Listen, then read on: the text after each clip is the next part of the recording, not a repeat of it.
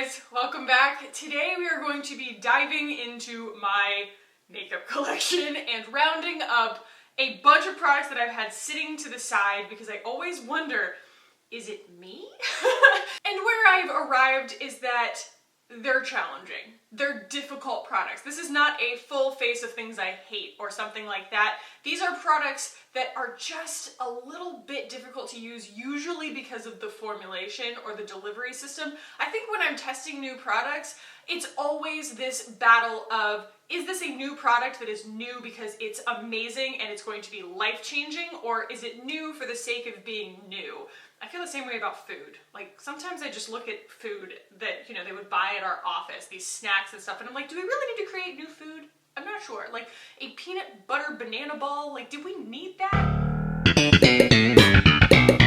Anyway, we're going to do a full face here. We're going to just start from the bottom up and talk about why these products are challenging for me.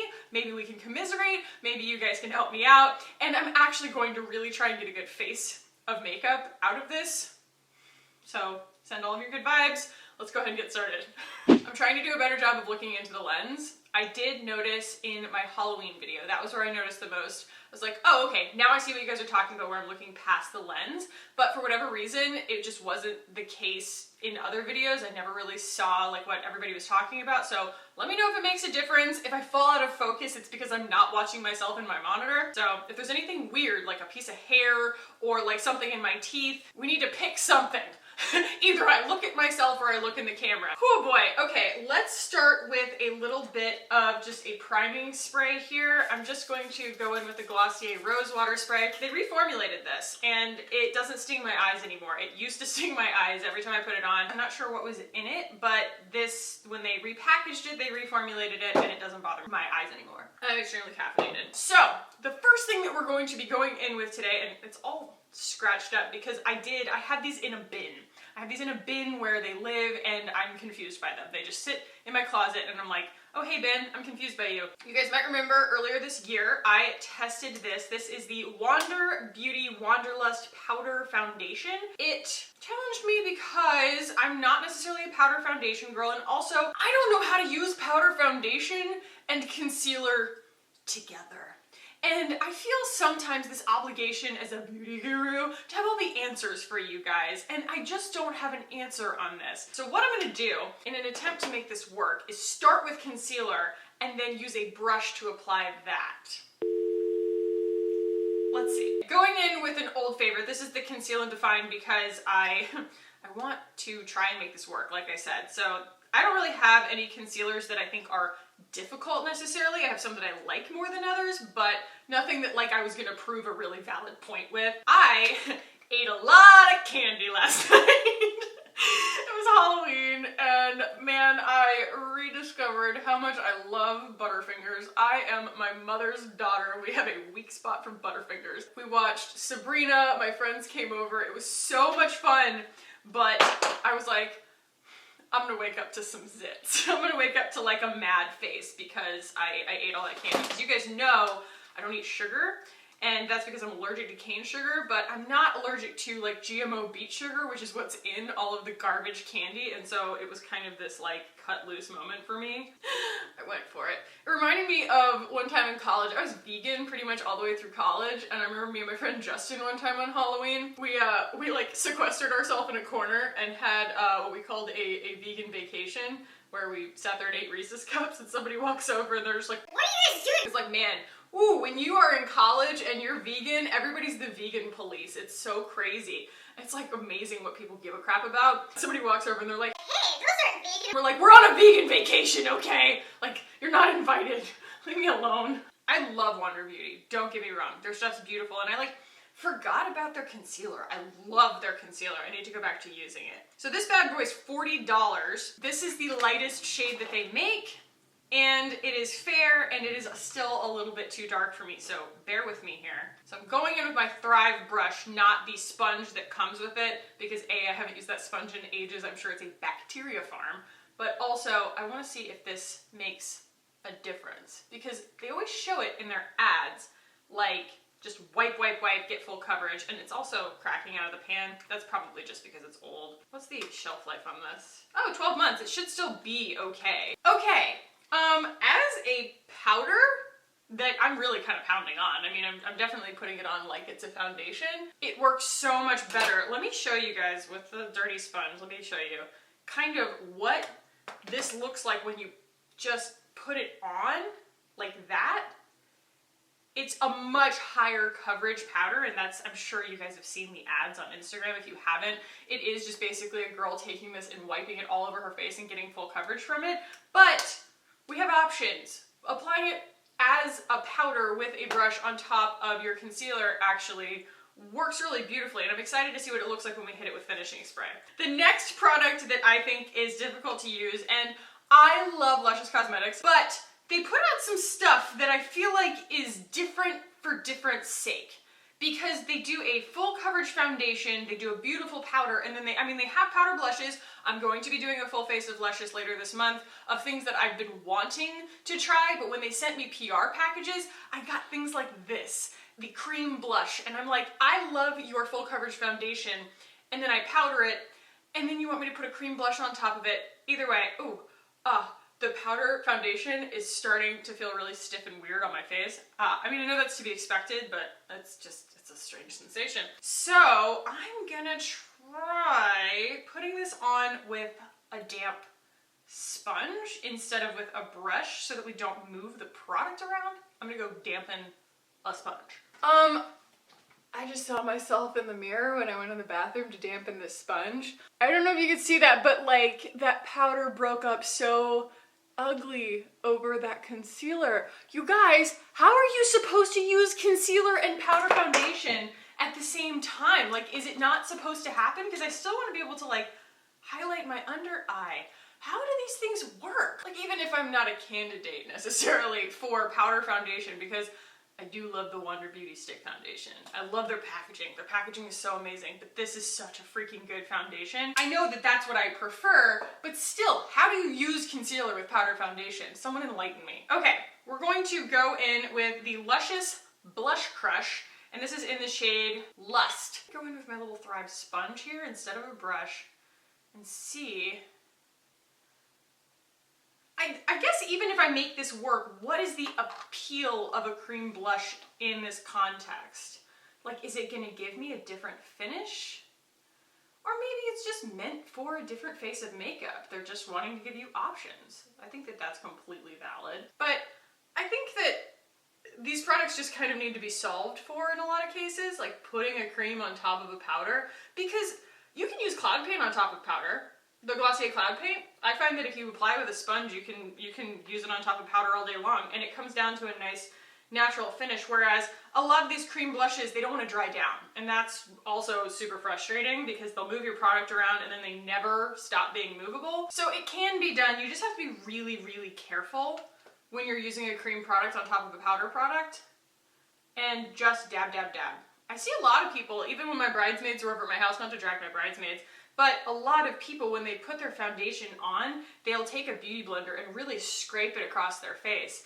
And I don't ever preach the right or wrong way to do makeup, but that just feels very like aging to me, like you're tugging on your skin unnecessarily. Always remember to handle yourself gently in every respect. We could all use a reminder. I don't really have a bronzer for this purpose that like frustrates me. The only bronzer that I have that I don't really like, and you guys are going to kill me,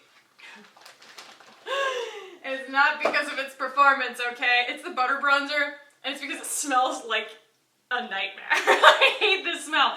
Not everybody hates the smell of artificial coconut, but I really hate the smell of artificial coconut, so I actually sequester this. I keep it away from my makeup, not because it's a poorly performing product.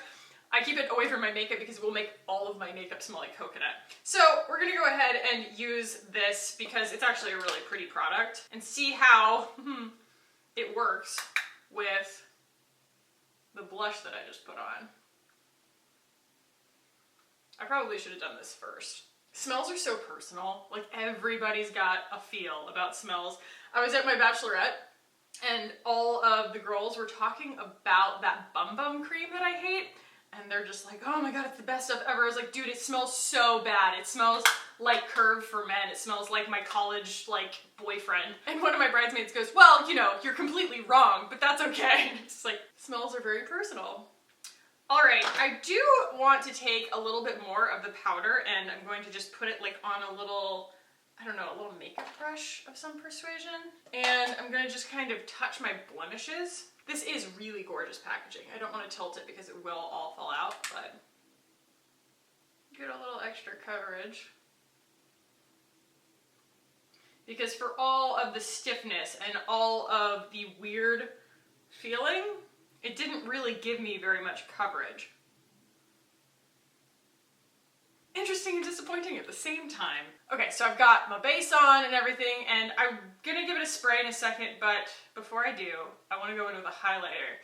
Yes. You guys might remember this from a previous, you know, Full Face of Thrive video, just basically trying all the things that I hadn't tried before in one big grab bag, and it was right after I had gotten a chemical peel. It's one of the weirdest thumbnails. This is Joy. This is the Thrive Cosmetics. I think it's called a Triple Threat Multi-Stick, and it is an absolutely gorgeous highlight, but this is difficult to use. It's just not what I typically reach for when I think of a highlighter, because highlighter is so easy. You know, you can just kind of throw it on. Like, I love my powder highlights.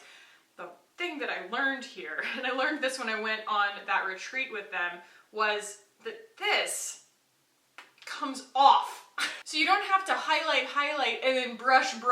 You can take the brush, put it on the highlighter like this, and then you can use it on your skin that way, if that's what suits your fancy. So we can get a highlight out of this.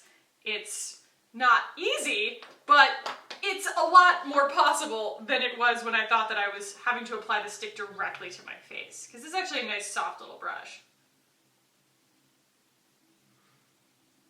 And they have blushes that are like this too. This is the shade Joy. And it's not a wet look highlight. It's nothing like blinding or anything, but it is a pretty product. Okay, so my battery completely died, so it's been probably an hour of me kind of wearing this makeup. I took it as an opportunity to, like, you know, shampoo some of my brushes and stuff. But I went ahead and did my eyebrows as well, because I don't really have a problematic or challenging eyebrow product. I don't really have problematic or challenging eyebrows, to be honest. Actually, I also gave myself a spritz. We set this already with some all-nighter for Urban Decay. And I'm not hating my makeup. I'm actually really liking this powder foundation. I think it's really pretty. I'm not loving what happened on top of the concealer under my eyes, but I don't think that any of these is a bad product. So the next challenging product here are the Glossier Lid Stars. This was Glossier's first, like, eyeshadow release, actually. Their only eyeshadow release so far. And I really, really like these, but they're definitely unusual, and they're just not what you're used to if you're used to just using a powder. So they sheer out a lot. Once they're there, they're down. Like, they don't move around at all. And that's what kind of differentiates them from a lot of other kind of eye cream products that I've used. So we're going to use probably, I don't know, a handful of these today and see what we can get out of it, kind of with brushes and just fingers and things like that. So the first thing that I'm going to use is the shade Slip. I love this shade, and I'm just gonna go all over with this and sheer it out really nicely. Give us a little base to work on top of. This is like, I don't know, it's eyeshadow for people who don't love eyeshadow. It's like, hey, I don't want to have a whole bunch of tools that I travel around with all the time. I want to travel light, I want to have something I can put on with my fingers, and I know plenty of women who were not really previously eyeshadow wearers who have adopted this as their product of choice. So it's hard to see, but in person you can see it's just a really nice, gentle, sort of shimmery sheen on the lid. So the next thing that I'm going to go on with is the shade Herb, and it is green, it is gorgeous, and I'm going to use that to kind of accentuate the crease and the outer part of my lid. And I'm going to use a brush for this. I'm going to try and see what happens with a Thrive brush, this just big fat brush.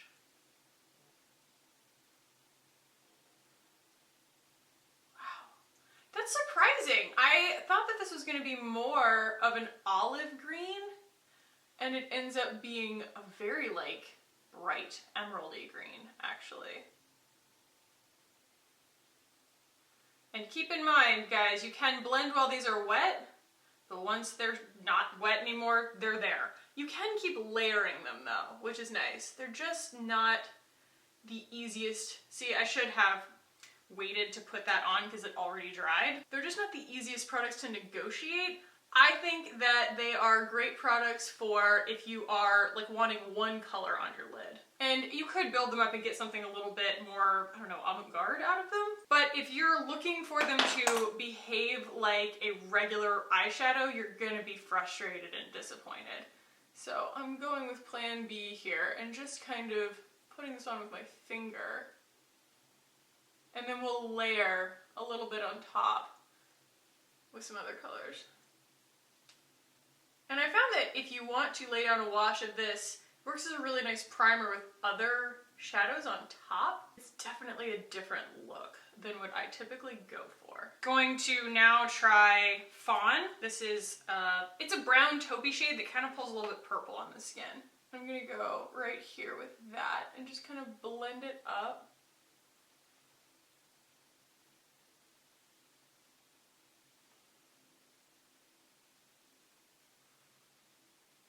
I think that the word that comes to mind when I think of Glossier products is blend. Everything just blends almost away.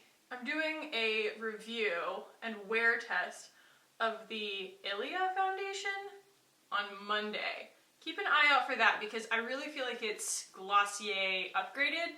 So if that's something that you're interested in, definitely tune in for that. So I'm gonna go back in with Slip. Gonna highlight my brow bone a little bit with that. And there are other shades in this that I don't have. Go right in the center of the lid with that. Everything is very subtle here. But yeah, I think that if I bought another one, I would use Cub. I think that Cub is kind of a more champagne color, which is definitely my thing. Gonna go on the inner corner with what I have left on my finger, and I'm just gonna go underneath my lash line with a little bit more Slip, just because I want to give it a little something, but I don't want to go nuts. Yeah, I'll be honest guys, those are kind of a pain. They're really, I made them work really, really nicely in the first video that I did with them by using other shadows on top of them. They work as a really great wash of color, but alone, they don't really make any sense to me. Just being honest. Next we have a brand new mascara from PYT, and I didn't include this in my recent video where I included other kind of PYT products that had just come out because I still haven't figured out how this works yet. So this is the Primed and Ready Mascara, and I have always been confused by mascaras that start with a primer, but we're going for it. They also say that this works really nicely. A lot of their products are multitaskers, which I really appreciate. So they say that this primer also works really well to groom your eyebrows because it's just kind of a clear gloss that kind of freezes everything. So what I'm gonna do is put this primer just on the top lashes, and then I'm going to actually try and curl them and see if it helps keep the curl a little bit.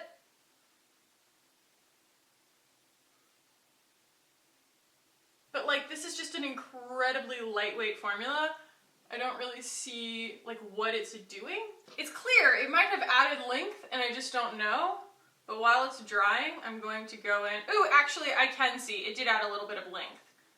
You can see where the primer has kind of, it would be impossible to show you, but once I have it kind of curled like this, I can see that the ends are kind of extended a little bit. And I'm not usually an eyelash curler girl, but I just happen to have this one from Thrive lying around.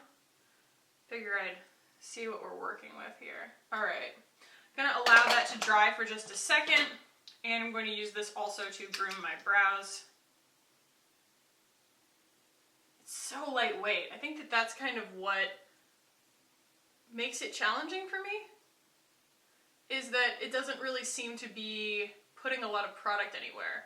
But that's pretty. You have to admit that's pretty. It's a really nice kind of fresh, dewy look, and it freezes my eyebrows. And I guess now we just go in with the pigmented side of the mascara, and I will twisty, twisty, twisty.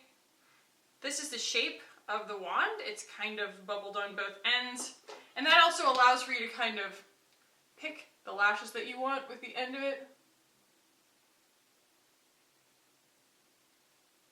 Ooh. Okay, I think that the first time that I used this, which was not on camera, I didn't allow the primer to dry for long enough. And so the lengthening capabilities were overshadowed by my haste. But that's actually gorgeous. This is just a regular mascara though. This is not going to be like a tubing mascara. You guys know my preference is a tubing mascara, but that's really elongating and pretty. I do prefer a little bit more volume in my lashes. You know, I like it to look a little thicker. And so I will go in with a second coat and see what we're dealing with. The handle takes a little getting used to, but that's okay. We can roll with it.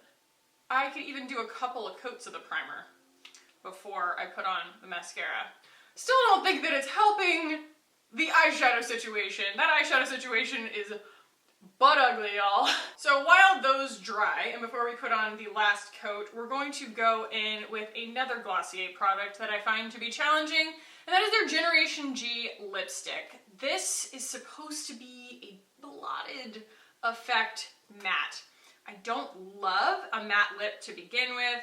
This color is a little whoa. I ordered it myself. I think this is in the shade Zip. We're gonna go ahead and try and put this on. I don't know. It's just, I think that the whole idea is that it's supposed to be very sheer. It's not a very good look on me because I'm not 20. So when you go sheer and matte, it tends to accentuate all of the creases in your lips.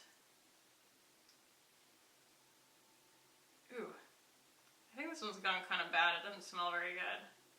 Yeah, it kind of smells like old fry oil. It is not the worst color in the world. It's not the best color in the world, but it's not so much about the color as it is about the formula. I don't find this kind of formula to be comfortable to wear. It dries out on my lips because it's supposed to. It's supposed to kind of fade to a stain. And I don't really like, I know this sounds bad, but like I prefer my lips to have a little bit of extra plump to them. Any lip product that I tend to fall in love with has a plumping quality to it. And so something that just kind of sits on my lips is supposed to kind of suck them dry, doesn't have a lot of balmy qualities to it. It ages me, it makes me look not that pretty, and I don't know, of all the lipsticks that I own, these are not my favorite. They're a little bit just difficult to wear. I think that when you pile them up, they look prettier, but the way that you're supposed to wear them is like this. So they're supposed to kind of look like a blotted stain. And I'm not Taylor Swift. I can't just rock a red lip. I don't look like a J. Crew model when I wear a red lip. Look closely. Like, that's not a good look. That's what it would have looked like in, you know, half an hour anyway, even if I hadn't blotted it. It's very patchy, it's uneven. That's what patchy means. And while I do like the color, I think it's a pretty color, this formula just frustrates the living crap out of me. My lips already feel so dry and peely from it, and they weren't. I was wearing balm. I don't have chappy lip issues. Not usually. All right, so let's go ahead and put the rest of the mascara on. This brush is a little difficult for the lower lashes. It takes a little getting used to because it wants to punch right through them, but that's okay.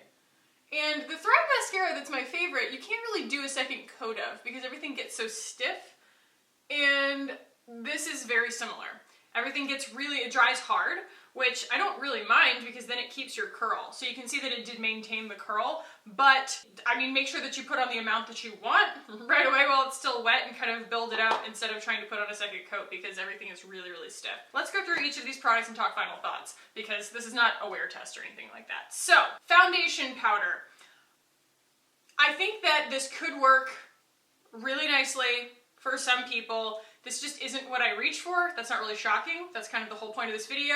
But I think that applying it with a brush made a lot prettier finish. If I could just figure out the right concealer to go underneath it. I don't think that that concealer was the right concealer. maybe I need something creamier, maybe I need a powder concealer. Is that a thing? I have no idea. But it just didn't work with my concealer, but it really worked nicely on the rest of my face, and I think that it was really, really pretty once I hit it with finishing spray, which is typical of any powder. The Blush Crush from Luscious Cosmetics. I think that this is really beautiful. I think I liked it when I used it the first time, but I just didn't reach for it again because I think in my head I was like, oh, this is a cream product. It is actually a cream to powder. Look at this. I don't know if you can see that. Like, it is definitely a powder product, and so it is like, it's really interesting. It reminds me a little bit of the ColourPop Super Shock Cheek in that same way that it's a funny, almost putty consistency, but this is even more matte and it doesn't have any shimmer to it. And so I really like that because it doesn't go dewy on the skin, it doesn't get sticky, and so then I was able to put bronzer on top or alongside it and it didn't grab the product. So I guess on the spectrum of different for different sake or different because it's awesome, I think this is somewhere in the middle. It doesn't really like turn the crank for me or anything. There's nobody that I think, oh my god, this is the foundation for you. I just wouldn't know who to recommend this to from a skin type or expectation standpoint. This is different for a good reason. I just think that this is a really, really beautiful take on a blush that is just unexpected. It's called a matte cream blush, and it's just not something that you come across all the time. So I think that my opinion was changed here, and this is actually a really, really beautiful product. Thrive, I think we could go back to the drawing board with this particular highlighter. They make the Liberty Powder highlighter, which is just absolutely gorgeous. It's in like my top 3 highlighters. So I mean, I don't feel bad necessarily saying that this is not the highlighter for me. It's fine, but I do think that to some extent, multi-sticks in general are kind of different for different sake. They are supposed to make things easier, and unless you are just a really lightweight face of makeup kind of person, this isn't really going to do that much for you, especially because it does go right to a powder.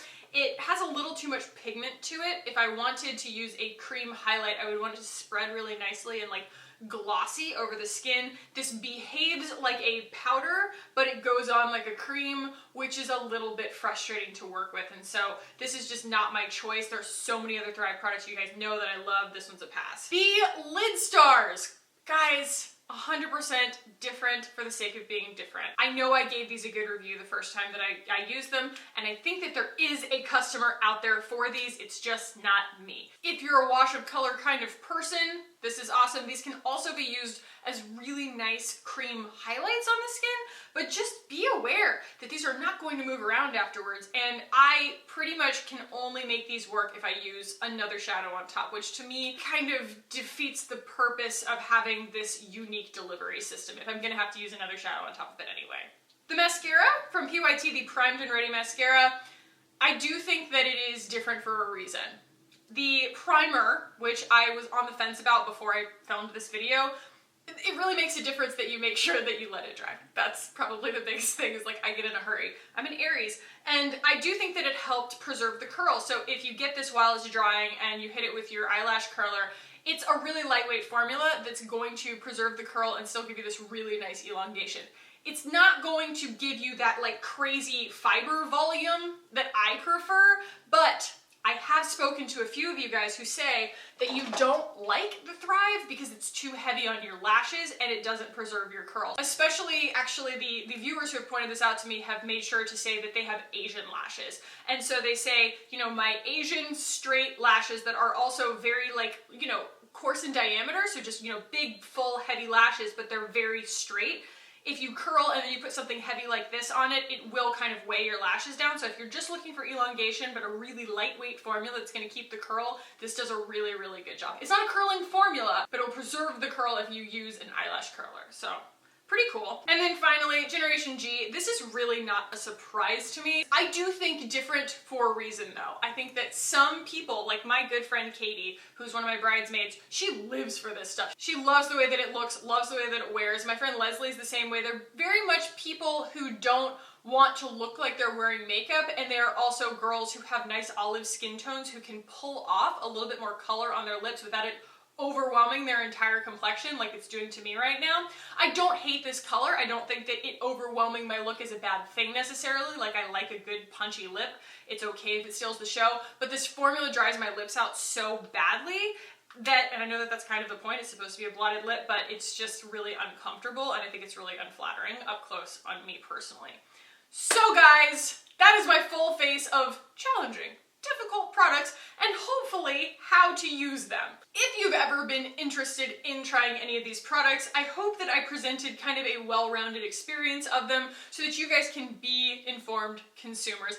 I have codes with some of these companies. I have no codes with others of these companies. That is not going to influence whether I give them a good review or a bad review. I just want to steer you guys in the right direction. So if this was helpful, please go ahead and give it a thumbs up. If you want to keep hanging out with me on this channel, hit the button down below and subscribe. I would love it if you guys did. Thank you so much for watching, for joining me today. I love you guys so much. I hope you have an amazing weekend, and I will see you in the next one. Bye!